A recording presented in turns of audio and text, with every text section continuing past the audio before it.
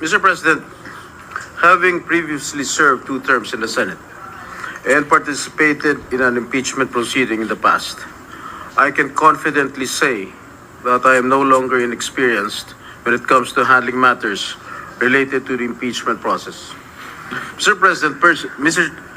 Presiding Officer, personally, malalim po ang hugot ko sa issue na impeachment dahil minsan ang pinagdaanan namin ito ng aming pamilya. Nung ma-impeach ang aking ama, si dating Pangulong Joseph Estrada, noong panahon ng panunungkulan niya, hindi siya nabigyan ng patas na paglilitis dahil naudlot ito bunsod ng pag-walk out ng mga miyembro ng prosecution panel sa kalagitnaan ng isinasagawang pagdinig noon ng Senado. And the rest, as they say, is history. That's why I feel strongly about following each step in the Constitution. It is a sensitive matter that I take to heart. Mr. President, Mr. Presiding Officer, I vote in favor of remanding the impeachment complaint to the House of Representatives in full adherence to the provisions laid down in our Constitution. The process clearly begins in the House, and it is only proper that we respect this mandate to ensure fairness, due process, and institutional integrity.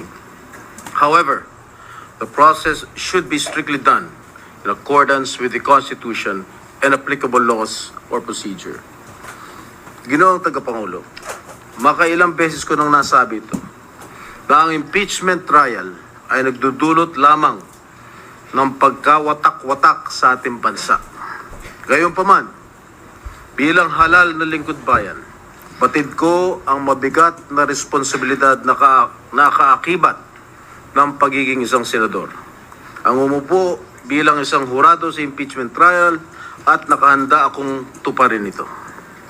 Sa mandatong sinumpaan ko, tungkulin ko na siguruhin na marerespeto ang tamang proseso, mapanatili ang integridad ng ating institusyon, at higit sa lahat, tiyakin na impeachment proceedings ay magiging patas. However, I am well aware that impeachment is a political process, not a judicial one. However, in a political process like impeachment, we must adhere to established procedures to ensure that actions are neither arbitrary or driven solely by political agendas.